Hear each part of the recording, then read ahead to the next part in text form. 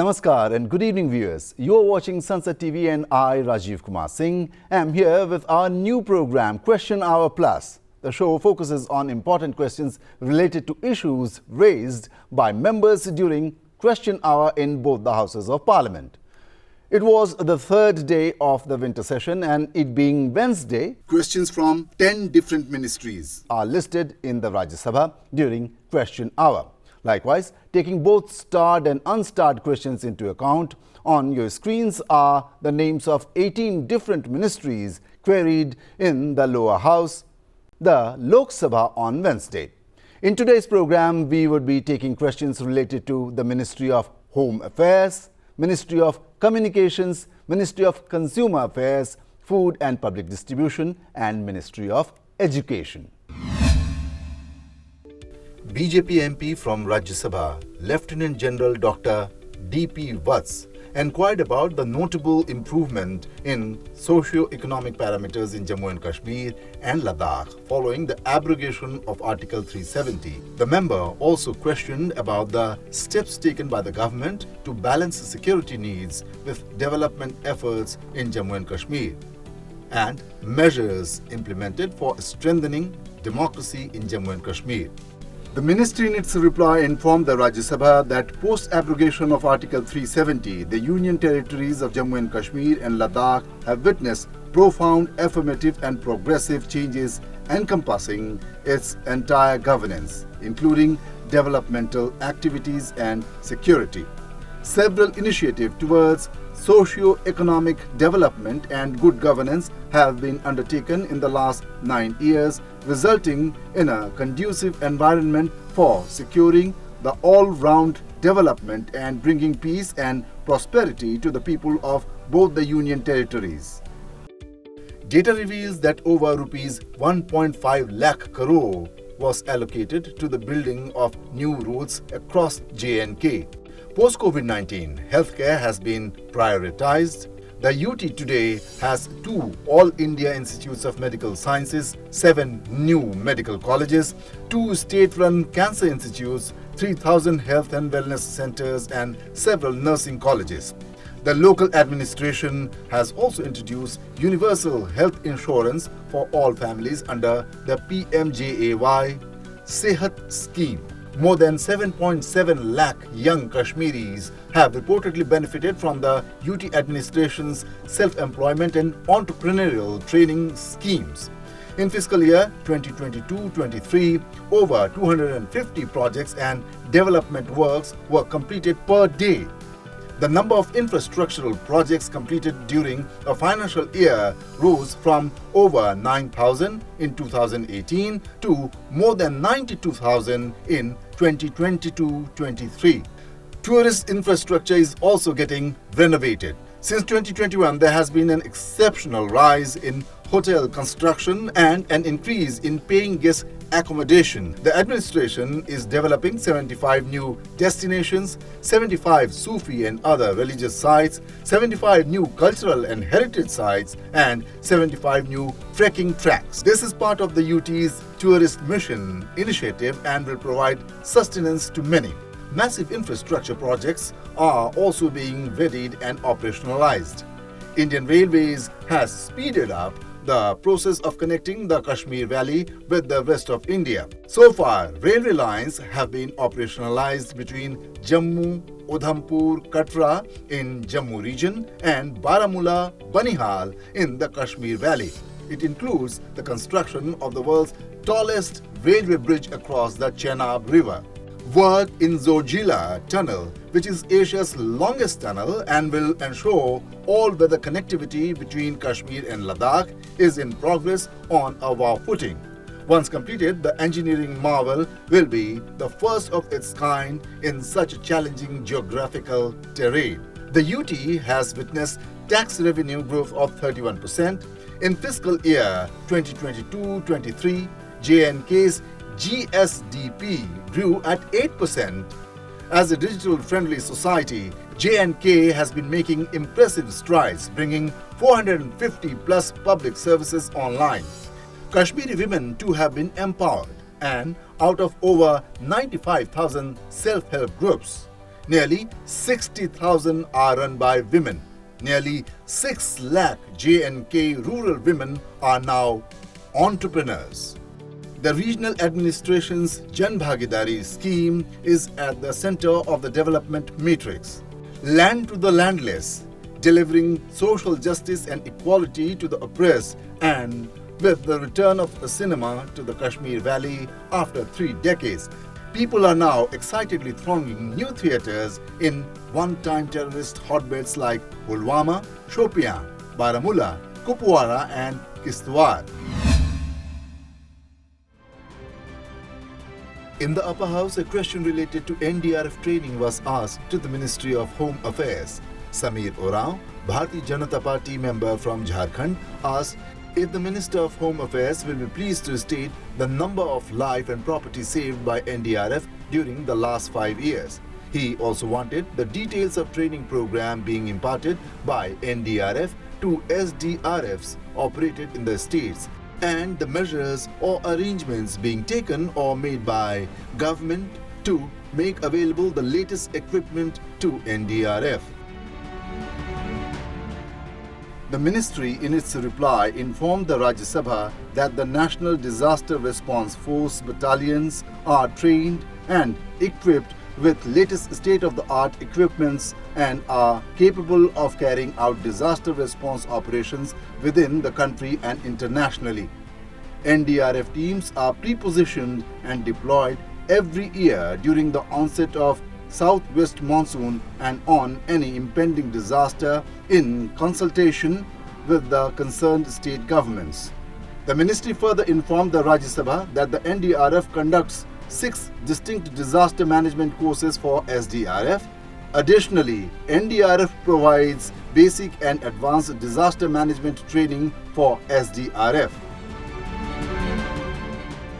The NDRF Academy in Nagpur serves as a premier institute for high-quality training in disaster management.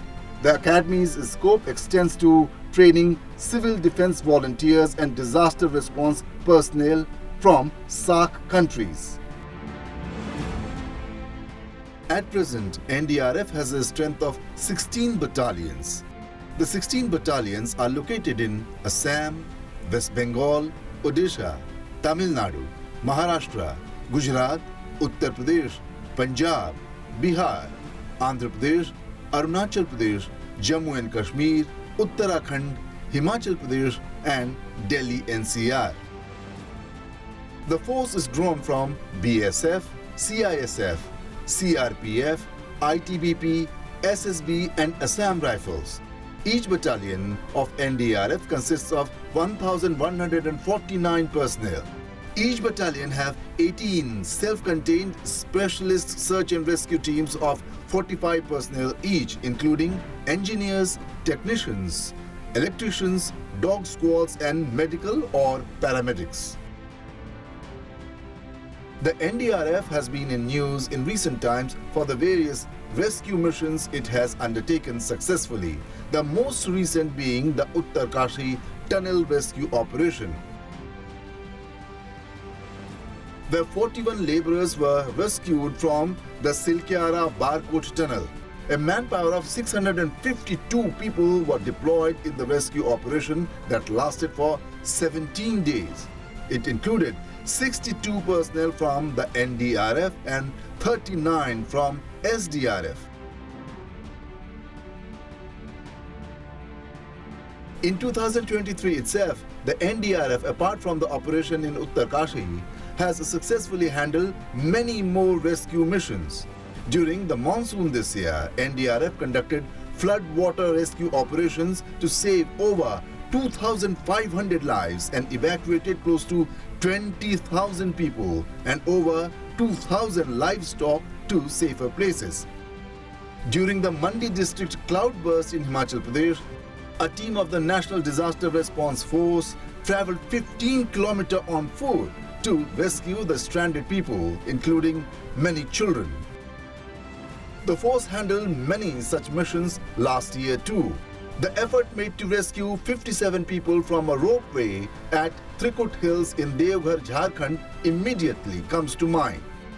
Over 22,000 were evacuated during the Assam floods in 2022. The organization is put into force soon as a disaster takes place or there is a forewarning, such as in the cases of cyclones and super cyclones. 20 NDRF teams were deployed in the coastal areas of Odisha to save lives during the super cyclone Amphan in 2020. NDRF also assisted state administration in mass evacuation of more than 2.3 lakh people to safer places. After some of the most severe natural calamities like Orissa super cyclone of 1999, Gujarat earthquake of 2001 and Indian Ocean tsunami of 2004, the country enacted the Disaster Management Act on December 26, 2005. The National Disaster Management Authority was constituted. The Disaster Management Act has statutory provisions for constitution of National Disaster Response Force (NDRF) for the purpose of specialized response to natural and man-made disasters. Accordingly, in 2006, NDRF was constituted with 8 battalions. In the Lok Sabha, 9 members belonging to different political parties put questions related to the extension of Pradhanmantri Garib Kalyan Ann Yojana (PMGKY). The members asked the Minister of Consumer Affairs, Food and Public Distribution whether the government has decided to extend the Pradhanmantri Garib Kalyan Ann Yojana for 5 more years, and if so, the details thereof. The state and month-wise details of central allocation of a food rate distribution during each of the last 3 years and the current year. The members also wanted to know the total number of people who have been benefited by PMGKY and also the challenges faced by the government in the implementation of the scheme. In its reply, the ministry informed the Lok Sabha that the Pradhanmantri Garib Kalyan Yojana has been extended for a period of 5 years with effect from January 2024. The ministry also informed that about 81.35 crore NFSA have benefited from the scheme. These include Antyodaya Anna Yojana households and priority households beneficiaries. With an extension of 5 years, the Pradhanmantri Garib Kalyan Ann Yojana would run through 2028. The approximate food subsidy for 5 years for the distribution of food grains under PMGKY will be to the tune of rupees 11.8 lakh crore. The government is spending approximately rupees 2 lakh crore annually on the scheme. Antyodaya Anna Yojana households constituting the poorest of the poor are entitled to 35 kg of food grains per family per month. Priority households get 5 kg per person per month. Under the National Food Security Act, up to 75% of the rural population and 50% of the urban population are being covered under 2 categories: Antyodaya Anna Yojana and priority households. Talking of the objectives of the scheme, it is to ensure effective and uniform implementation of National Food Security Act 2013, to remove financial burden of the poor beneficiaries, to strengthen accessibility, affordability and availability of entitled food grains for the poor. The implementation of the scheme is being done through a network of over 5 lakh fair price shops. The beneficiaries can lift free of cost food grains from any fair price shop in the country under the One Nation, One Ration Card initiative. Pradhanmantri Garib Kalyan Anna Yojana was announced in March 2020 to ameliorate the hardships faced by the poor due to the economic disruption caused by COVID-19 pandemic and to minimize the impacts of the COVID-19 pandemic on food security. A total quantity of approximately 1,118 lakh million ton food grains had been allocated under PMGKY from the first to the 7th phase, with a planned financial outlay of about rupees 1.3 lakh crore for FY 2022-23.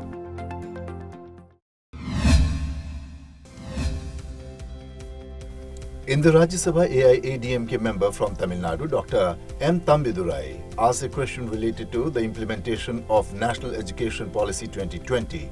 He wanted to know whether the government has implemented NEP 2020. He also inquired about the details of the target set and the achievements made so far along with its response.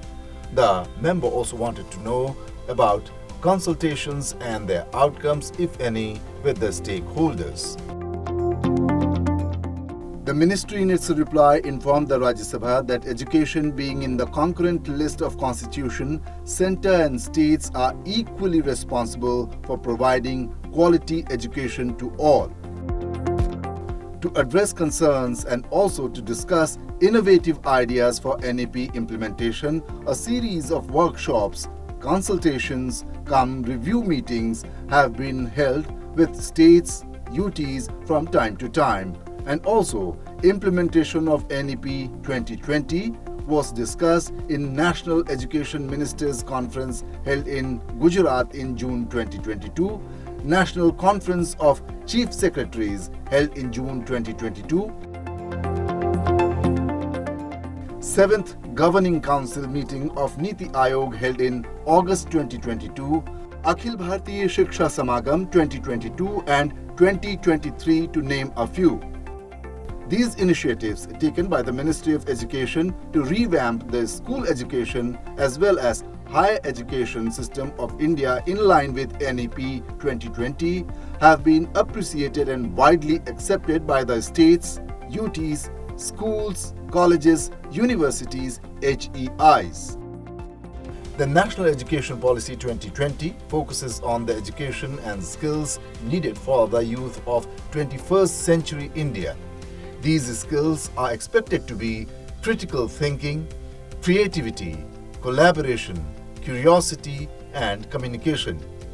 National Education Policy 2020 unequivocally endorses and envisions a substantial increase in public investment in education to reach 6% of GDP. As far as Ministry of Education is concerned, there has been increase in budget allocation from nearly rupees 99,300 crore in 2020-21 to close to rupees 1,12,900 crore in 2023-24, an increase of over 13.5%. The government has worked on various schemes in the last 3 years to improve education in the country.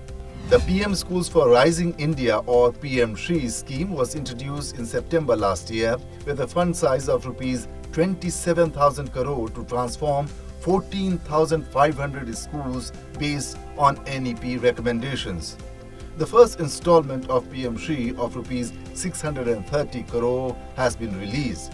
The scheme has a total cost of rupees 27,360 crore spread over a period of 5 years with central share of rupees 18,128 crore.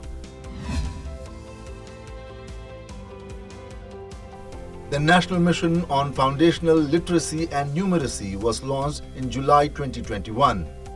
According to the Performance Grading Index for Districts PGID 2020-22, over 160 districts have made improvements in their learning outcome as compared to 2019-20. Vidya Pravesh. As per the government data, 33 states, UTs have implemented Vidya Pravesh from the year 2022-23. Under this, more than 1.8 crore students from over 8,77,000 schools participated across states and UTs. PM eVidya. This initiative was launched in May 2020 to unify digital, online and on-air efforts to enable multi-mode access to education. Over 3 lakh e-contents have been published. Nearly 6,600 energized textbooks in 36 languages have been introduced. And a dozen Swayam Prabha TV channels have been launched. For children with special needs, more than 4,200 Indian Sign Language-based contents, talking books, and over 3,800 audiobooks have been developed.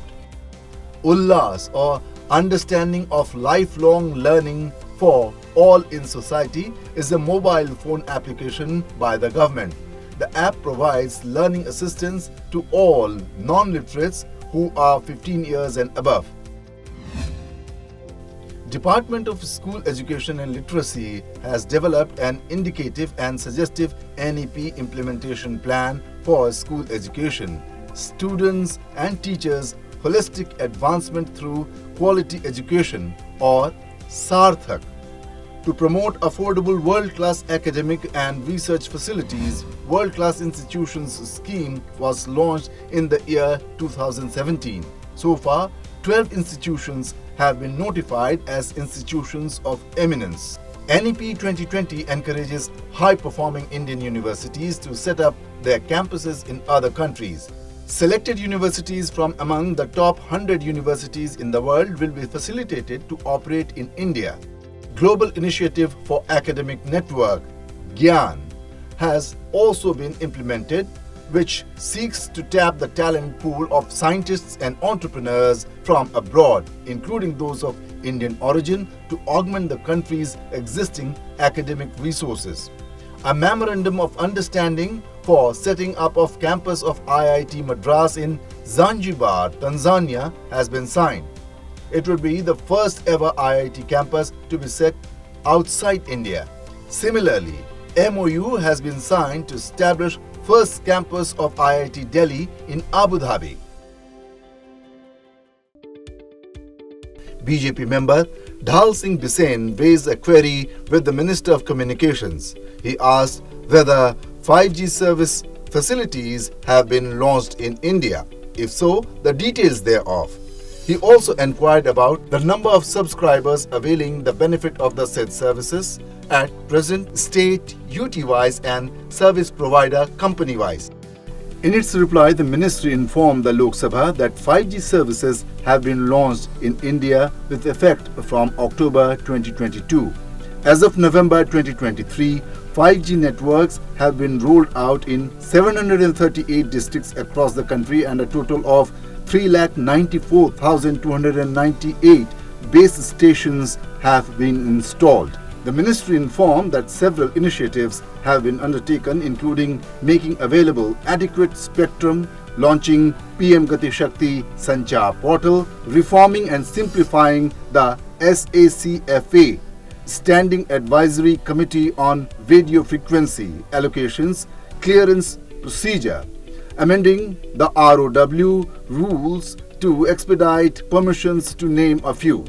The ministry also informed that approximately 100 million mobile subscribers have started using 5G services in the country. With these numbers, India is now amongst the leading 5G ecosystems in the world. The telecom landscape in India underwent a monumental shift on October 1st, 2022, as telecom service providers embarked on the journey of providing 5G services, initiating a paradigm shift in the country's digital landscape. Boasting the fastest rollout of 5G services globally, India's coverage extends to more than 700 districts, supported by the installation of 500 BTS, 3G, 4G per day since 2014, and a rapid deployment rate of about 1,000 5G sites per day. The mobile data tariff in India witnessed a groundbreaking reduction from Rs 269 per GB in 2014 to an affordable Rs 10 per GB in 2023, positioning India as one of the most cost-effective markets globally. The sacred Char Dham Yatra route covering Badrinath, Kedarnath, Gangotri and Yamunotri is now covered with 5G mobile coverage, ensuring uninterrupted connectivity in spiritual and remote locations. The transformative initiative involves the saturation of 4G mobile services in 24,680 uncovered villages across the country, with an investment of over rupees 26,300 crore, aiming to provide essential connectivity in remote and difficult areas. The launch of the Gati Shakti Sanchar portal have streamlined procedures to expedite the 5G network rollout. In October 2023, 7th edition of India's Mobile Congress 2020-2023 was launched at Bharat Mandapam, where 100 5G use case labs were awarded to educational institutes across the country in states and UTs: Andhra Pradesh, Arunachal Pradesh, Assam, Bihar, Chandigarh, Chhattisgarh, Delhi, Goa, Gujarat, Haryana, Himachal Pradesh, Jammu and Kashmir, Jharkhand, Karnataka, Kerala, Madhya Pradesh, Maharashtra, Manipur, Meghalaya, Mizoram, Nagaland, Odisha, Puducherry, Punjab, Rajasthan, Sikkim, Tamil Nadu, Telangana, Tripura, Uttar Pradesh, Uttarakhand, West Bengal. These labs are being developed under the 100 5G Lab initiative as an endeavor to realize the opportunities associated with 5G technology by encouraging development of 5G technology application which caters both India's unique needs and global demands. The unique initiative fosters innovation across various socio-economic sectors like education, agriculture, health, power, as well as transportation, and propels the country into the usage of 5G technology. Now let us take a look at what, apart from question hour, took place in the Parliament today. The Lok Sabha took up discussion and passed two bills related to Jammu and Kashmir on Wednesday: the Jammu and Kashmir Reservation Amendment Bill 2023 and the Jammu and Kashmir Reorganization Amendment Bill 2023 were passed by the lower house. The Central Universities Amendment Bill 2023 was taken up for consideration and passing. The bill will be further discussed on Thursday. The lower house also took up business related to supplementary demands for grants, first batch for 2023-24. The government also presented a statement showing demands for access grants for 2020-2021. In the Rajya Sabha, short duration discussion on the economic situation in the country continued on Wednesday. The discussion had started on Tuesday. On Wednesday, the House discussed on the issue for close to 3.5 hours. Rajya Sabha chairman informed the House that the issue will be further discussed for half an hour on Thursday. Supplementary demands for grants first batch for 2023-24 and a statement showing demands for access grants for 2020-21 were also tabled in the Rajya Sabha. That is all we have in our program Question Hour Plus for today. Keep watching Sansad TV.